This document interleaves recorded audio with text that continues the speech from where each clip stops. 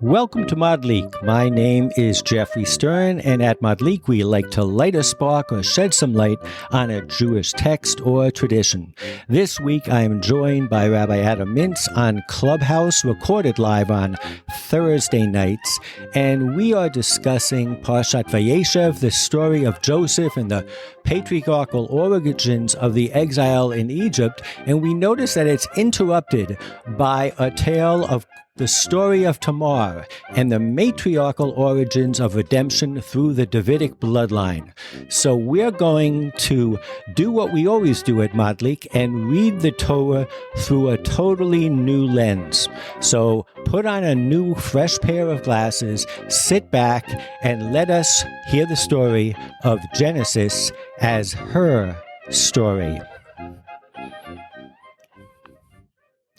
So, welcome everybody. As I said in the intro, we're about coming to the end of Genesis, and one of the things we've always said about Genesis is it foreshadows events that are to come. The rabbis talked about Ma'aseh Avot Siman Labanim, and the big event is obviously going down to Egypt and the birth of a nation and the Exodus, and we're just about to get there, and we're leaving the patriarchs, Abraham, Isaac, and Jacob, and discovering the 12 sons, and beginning the story of Joseph. And in Genesis 38, there's an interruption. We've already read about how Joseph is the favorite son and how he is made jealous by all of the brothers and thrown into a pit. And one of the brothers, Judah, sells him as a servant. And then all of a sudden, in Genesis 38, there is a very strange story. And while most of us will know the story of Joseph, many of us do not know the story of Judah and Tamar. So how it begins is that there was Judah had a daughter of a certain Canaanite whose name was Shua, and he married her and lived with her, and she conceived and bore a son, and he was named Er. She conceived again and bore a son and named him Onan. Once again she bore a son and named him Shelah. He was at Kezib when she bore him. So Judah got married to a local Canaanite woman, which is in itself unique to us because so many of the patriarchs went to such great trouble to make sure that their children did not marry a Canaanite. And now we move on, and Judah got a wife for Er, his firstborn, and her name was Tamar. And the story goes on to say how Tamar was married to Er, and all of a sudden, Er was Judah's firstborn was displeasing to the Lord, and the Lord took his life. So Er dies, and then Judah said to Onan, "Join with your brother's wife and do your duty by her as a brother-in-law, and provide offspring for your brother." So you might have heard of the rule of the Levirate marriage, and has nothing to do with the tribe of Levi. It has to do with keeping one's seed alive through, you could say, a surrogate by way of one's brother. And so Onan goes ahead, and he is married to Tamar, but he does not have offspring, and he did what was displeasing to the Lord, and basically he let his seed drop to the ground and did not impregnate his wife. And then the story goes on and says that he was afraid that he might die like his brothers.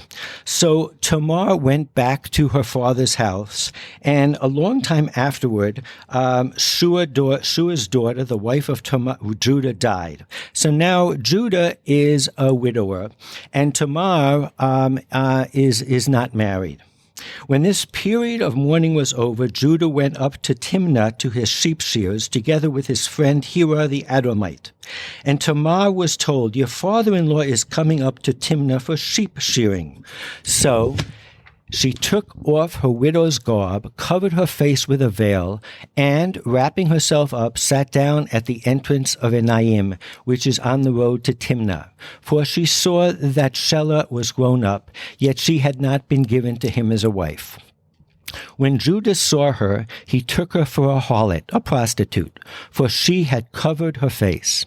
So he turned aside to her by the road and said, "Here, let me sleep with you." For he did not know that she was his daughter-in-law. "What," she asked, "will you pay for sleeping with me?" He replied, "I will send a kid from my flock." But she said, "You must leave a pledge until you have sent it." And he said, "What pledge shall I give you?" She replied, "Your seal and cord and the staff which you carry." And the story goes on, and I suggest that we all read the whole chapter in detail. It is in wrapping. Ultimately, then, a trial is created for this prostitute. And she is about to be burnt at the stake for being a prostitute. And Judah says, it's a public hearing, and Judah says, "Let her be burned."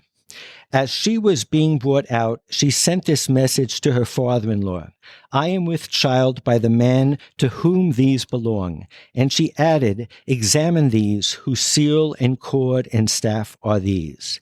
Judah recognized them and said, "She is more in the right than I am, inasmuch as I did not give her to my son Shelah." And he was not intimate with her again. When the time came for her to give birth, there were twins in her womb. While she was in labor, one of them put out his hand, and the midwife tied a crimson thread on that hand to signify this one came out first. But just then he drew back his hand, and out came his brother, and she said, "What a breach you have made for yourself." So he was named Peretz, which means a breach. Afterward his brother came out, on whose hand was the crimson thread. He was named Zerah. What do we think of this fascinating story? Here, Judah, who ultimately is the precursor, the foreshadower of the tribe of Judah from which King David comes, is definitely caught in a compromising situation.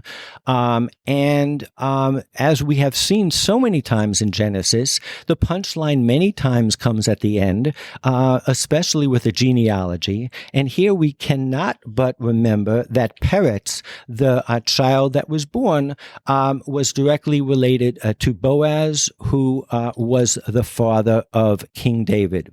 So what do we make of this story? Is it just something that the editor had lying around, or that Hashem put into our story because he thought it needed a place? Why does it come here, and what is its meaning for us?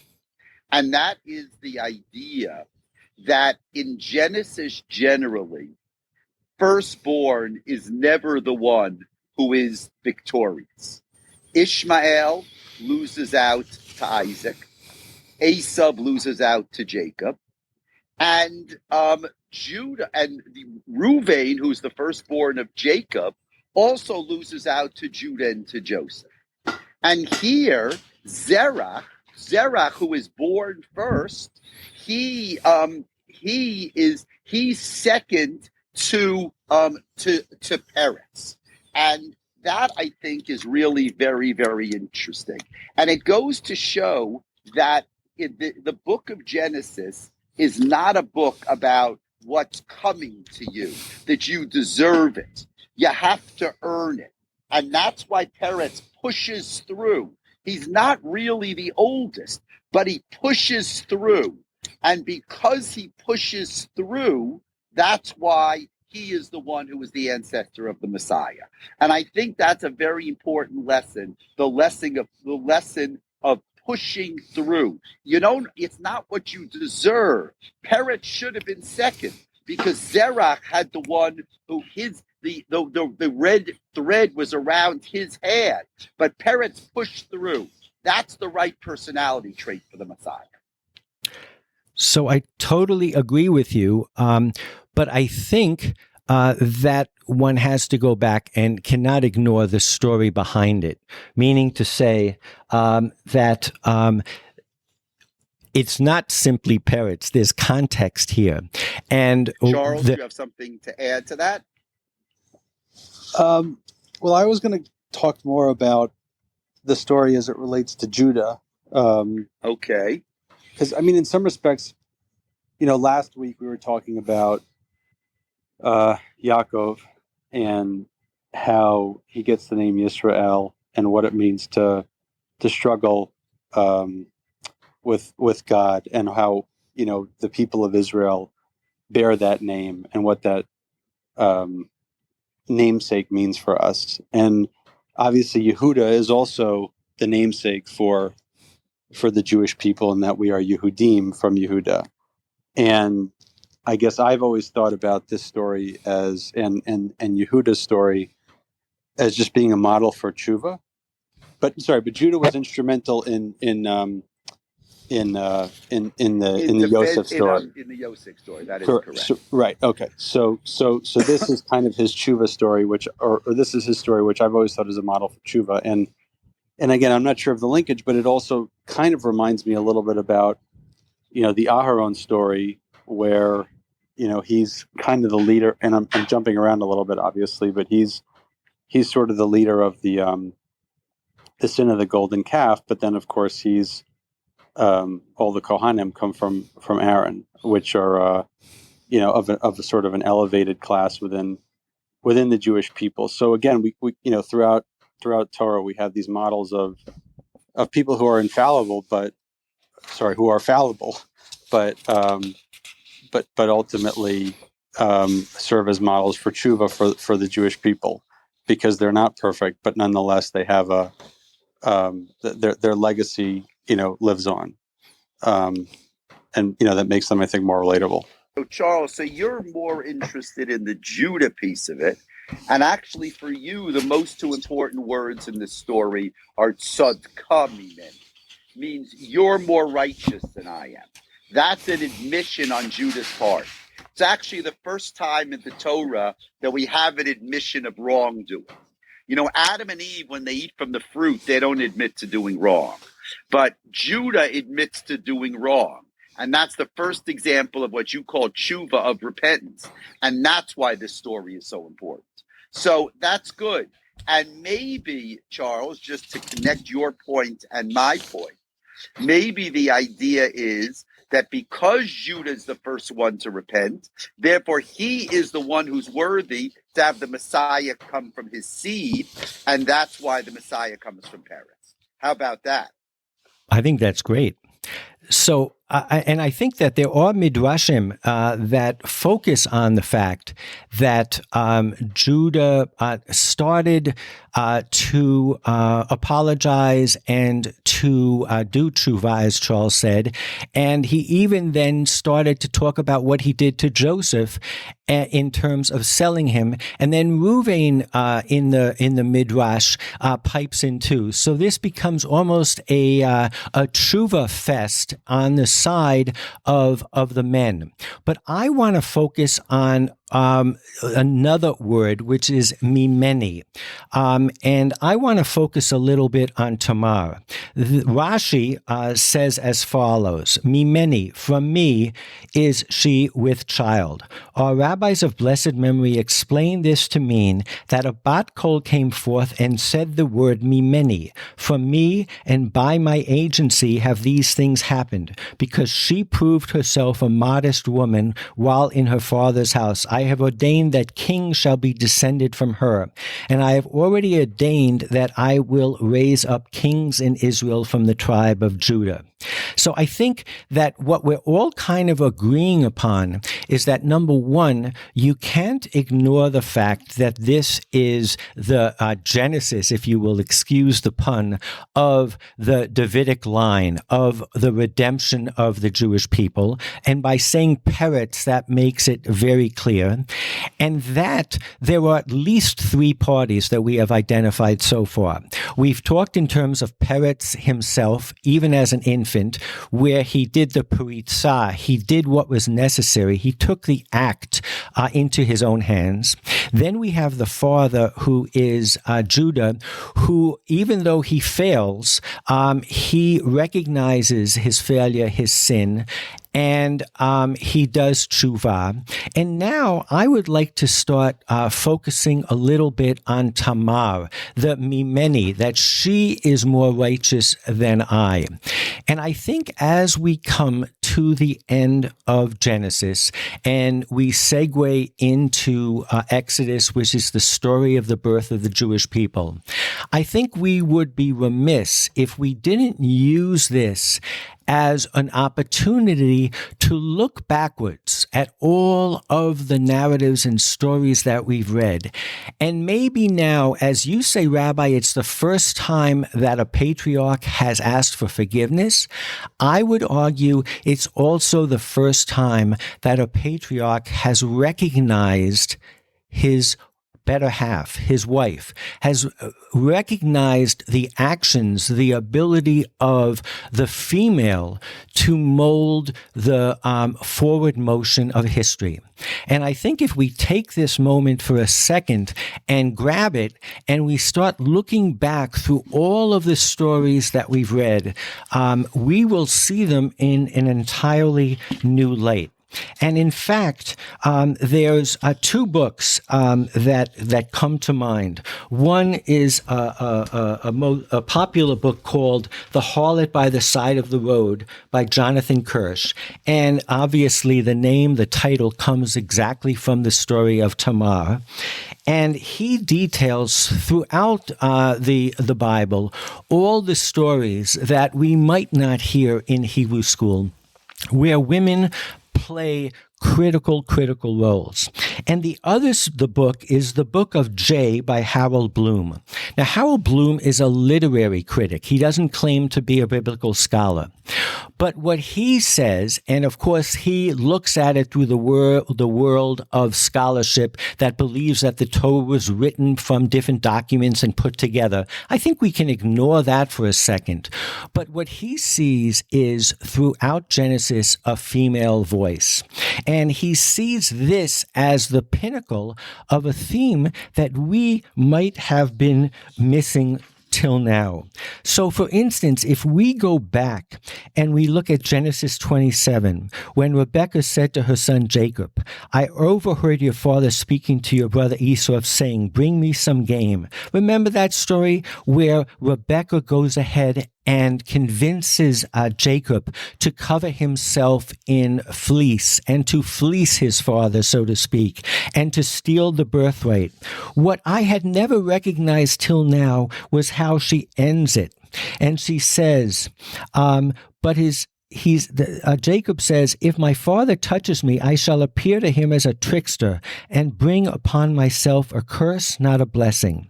But his mother said to him, your curse, my son, be upon me. Just do as I say and go fetch them for me. So here now we have two stories where Tamar, I don't know if you pick this up, but at the end of the story, she has the twins and Judah leaves her alone. She's done her job in terms of changing Jewish history, and now she is not thanked. She's not praised the way Judah is. She's set to the side.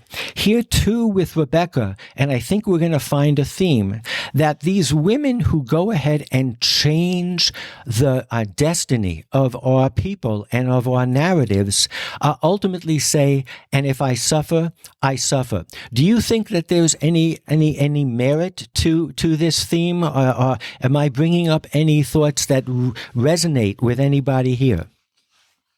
Mendy, what do you think? What I think here is there's a Hasidic twist on every single story in the Torah, or everything in the Torah. And the story here with Yehuda and Tamar, what everyone said, it's like I'm sure everyone knows what a chont is here in the audience.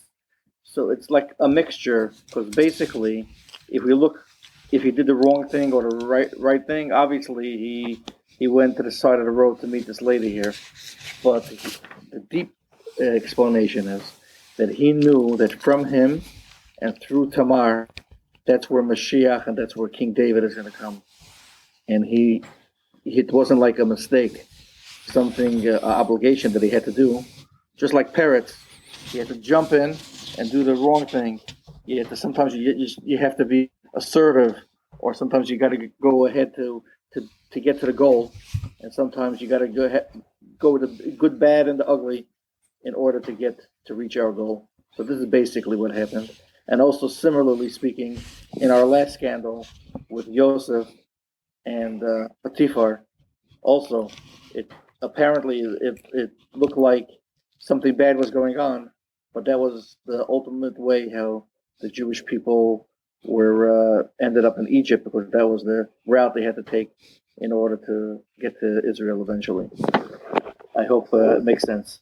It makes a lot of sense. I mean, picking up on the Hasidic or even the Kabbalistic element here, there is a strange verse in Leviticus that it actually associates with what happened, because Judah did a number of things wrong. Not only was she a harlot, but she was his daughter-in-law. And in Leviticus says, if a man marries his sister, the daughter of either his father or his mother, so that they see her nakedness and she sees his nakedness, it is a disgrace. But the Hebrew doesn't say it is a disgrace. It says chesed hu.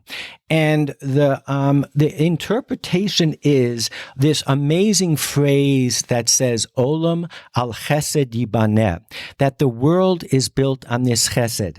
And the example given is another story of women saving the day, so to speak, and that is Lot's two daughters. If you remember, and this is a review of all of Genesis, thanks for being part of the journey. If you remember, after Sodom is destroyed, Lot runs to the hills with his wife and two daughters. His wife turns around and turns into a pillar of salt. And the daughters and he goes up into a cave. And like most provincials, they thought the whole world was Sodom. There is no world outside of Sodom. And so the daughters decide that the world will end unless they procreate with their father. So they get him drunk, and the child of that one of the sisters' unions is called Moav, which means literally from my father. And of course, those of you who know the other lineage of King David, it comes from Ruth the Moabite. So here too, you have this story of women who take charge of the situation, who maybe take charge even to the degree of breaking a few rules, but the rules need to be broken in order to achieve the ends. And of course, that can be a very dangerous concept, but looking back through the story of Genesis, I think we will see more and more of it now that our eyes are opened up, and kind of be enamored by the critical role that women play. And I'm wondering what everyone makes of that. Let's focus for a second upon the role of women in the narrative that begins in the Garden of Eden and ends up with Yehuda and Tamar. So I wouldn't say about the woman's part. I would say it's the feminine part. That's what it is. We need to have the masculine and feminine. That's how the world was created from the beginning. So it doesn't become personal anyways, but this is the real truth. That's good, Mendy. You see, I think, Geoffrey, what's interesting is when you think about the woman's role, or as Mendy says, the feminine role. So, of course, you think back to the Garden of Eden, and Eve got in trouble. But when you think about the mothers and the fathers, Abraham, Isaac, and Jacob, Sarah, Rebecca, Leah, and Rachel, what's interesting is that Sarah, Geoffrey, has a very major role. She has a major role with Hagar. She has a major role with her son, protecting her son. She has a major role. Rebecca obviously has a major role. She's the one who helps Jacob steal the blessings. But when we get to Rachel and Leah, while they have initially an important role, they seem to kind of fall away. Now, Rachel dies. Leah, though, is just not heard from after that. Jacob all of a sudden assumes the more dominant personality in the family. And actually, at the beginning of this week's parsha, it's his mistakes as a father that get the family in trouble and lead to the sale of Joseph. You almost want to ask Geoffrey, where was Leah? Where was his wife? I know that Joseph's mother wasn't around anymore, but what about his other wife? Why doesn't she stand up and say, Jacob, you can't favor one son over the other? That's just not how we do things around here. That's not going to lead to conclusion. So it's interesting you talk about the feminine piece mentally or the woman's piece. Tamar is really the last important woman in the story. I mean, it's not totally true because you go to the wife of Potiphar, but she's important because of how Joseph relates to her. I don't think that she's important in terms of the idea of legacy, right? It's not her legacy that can. So I wonder, Geoffrey, what you make of that. That not only is Tamar an important woman, but she's the last important woman in the book of Genesis. Well, I think, first of all, you're absolutely right in identifying the difference between the women that I've just mentioned and a character in the story like Potiphar.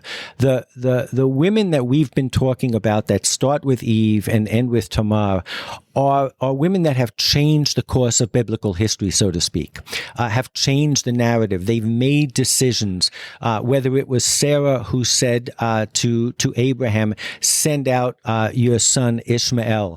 And in that case, Abraham never admits to Sarah that she's right. It takes God to say, listen to your wife.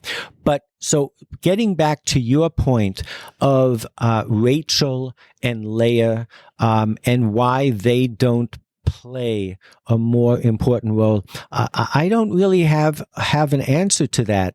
I mean, I think that we're really moving forward, and these two stories, the story of Joseph, which is the continuation of the three patriarchs in terms of not picking the oldest son, of having a favorite son, and going into exile, is one narrative. And this Yehuda and Tamar, where it's really, I think you can see almost a different kind of direction and arc of history, where it is the sin and the admonition or the understanding that a sin was made, and the woman taking history into her hands that moves us into a future of redemption with David.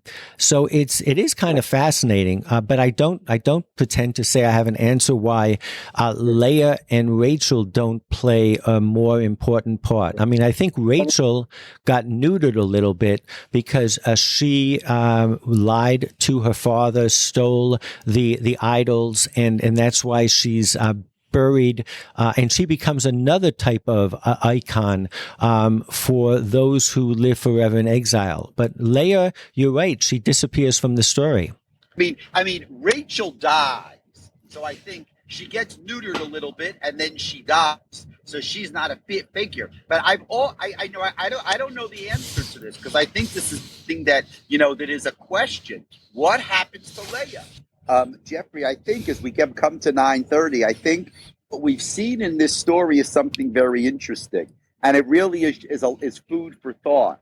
And that is that each one of the characters in this story is extremely important. Judah is important. You pointed out that Tamar is very important. Clearly, the sons are important because that's the legacy that from which Messiah will come. And then you have the question of all the people who are not in the story. That's Rachel and Leah and what their role is going forward. So this story really, and then even better, Geoffrey, in the next chapter, we talk about the wife of Potiphar. Like we said, you can compare Tamar, who changes the course of Jewish history, with the wife of Potiphar, who's just, someone in the story, but doesn't change Jewish history.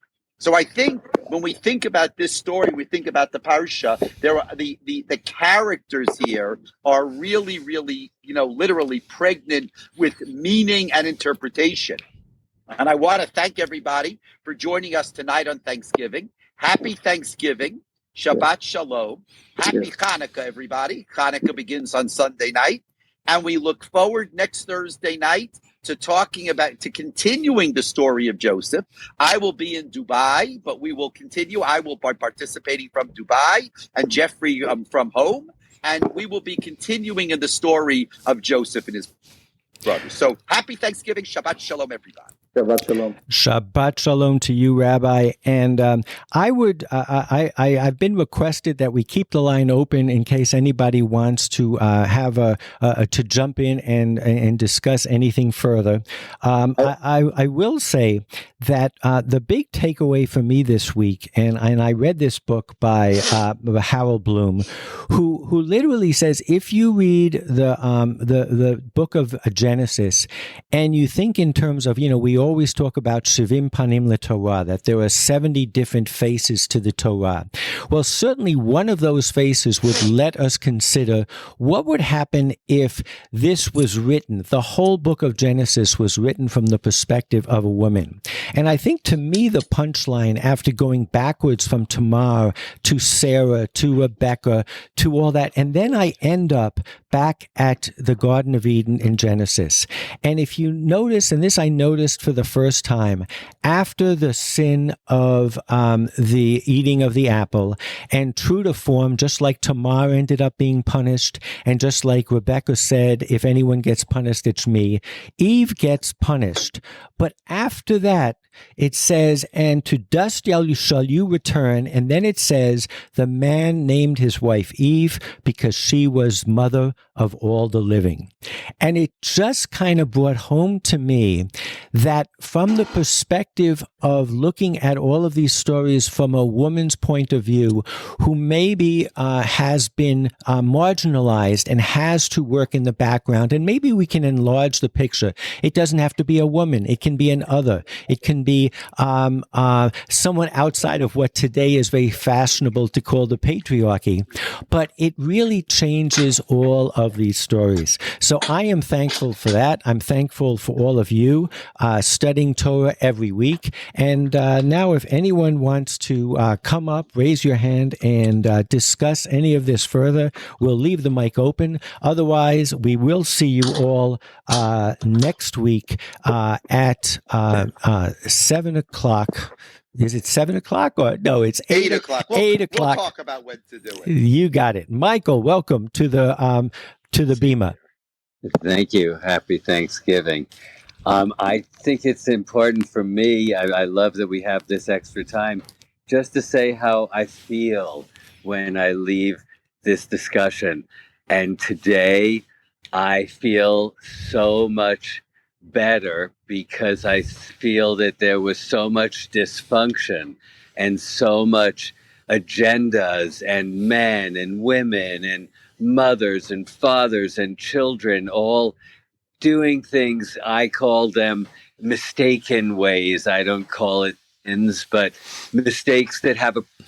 And then to hear that, oh my gosh, the messianic lineage comes from a lineage of mistaken power plays, agendas, manipulations, because I have had my share of living life in that kind of way, and I could feel guilt and shame, but actually starting today, I feel compassion, and I know that there's so many paths of mistaken paths, and that's the feeling I go away with an uplifted feeling that, wow, there's hope. So thank you. I want to say one more thing here. Is it possible? I don't want to take too much of your time. Of course. No. It's an open mic. Okay. So first of all, Potiphar, when we touched on her daughter ended up being Joseph's wife, and she was the mother of the remaining of the, what's it called again, of the other tribes, the Ephraim and Manasseh. she's not insignificant. She's very significant in the story. And back to Adam and Eve, as we were talking just very recently now, the choice was the world should stay spiritual, or if you touch the tree, because if you really see the text, it's very confusing. The way God said, don't eat from it, but if you eat from it, so he was like implying that you would eat from it or you're not. It's complicated, which I don't want to get into the whole discussion, but the short of it is, Eve, Chava, she realized that the world, which is a very high level because a woman has extra understanding, the Yisera, a certain way of thinking, the woman has more powerful than the man. And she realized that in order for the world to get to the destiny that it needed to go, it had to go through all this troubles and corruption, or whatever you want to call it, and different kind of scandals. And that's the whole way of the life. The feminine is like the up and down, the wavy part. Man is the strong part. But it needed to go through all these mistakes and all these problems in order because if you don't toil for something, if you don't work hard for something, then it's not significant at all. So the world, we need to go through all these craziness, and hopefully this will end and we will come to our destiny very soon.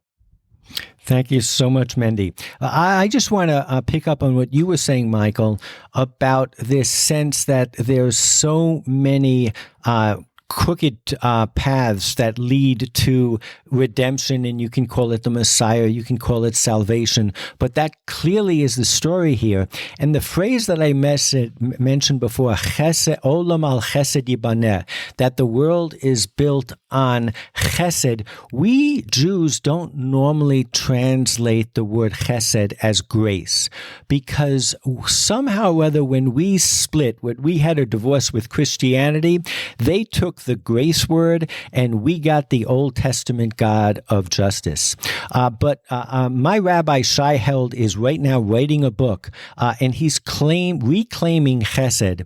And I think this sense of grace that Christianity took, where you can be forgiven no matter what your sins are, is something that Jesus took from us, that the New Testament took from the Old Testament. And this chapter, this sensual and one could say abhorrent chapter is evidence number one that out of the pit of the depths of a problem and sin can come salvation. And I think that's what you were saying, and it's an extremely, extremely important lesson, and one that we have to reclaim, I think, because it clearly is in our texts, and we have to be thankful for it, and to use it as a way to pull ourselves up and to know that every one of us can achieve complete redemption and salvation. And again, it's all in our Chumash, in our Parsha, in our Torah. Geoffrey, I really appreciate that, and I have a question about redemption, because it seems to me that redemption is some outer force. God forgives, redeems us, lets us have a clean slate. But for me, how do you tie that into self-redemption? Is it that do we come as individuals, and is that part of it? Can you tie self-redemption in, where one forgives oneself for the mistaken ways?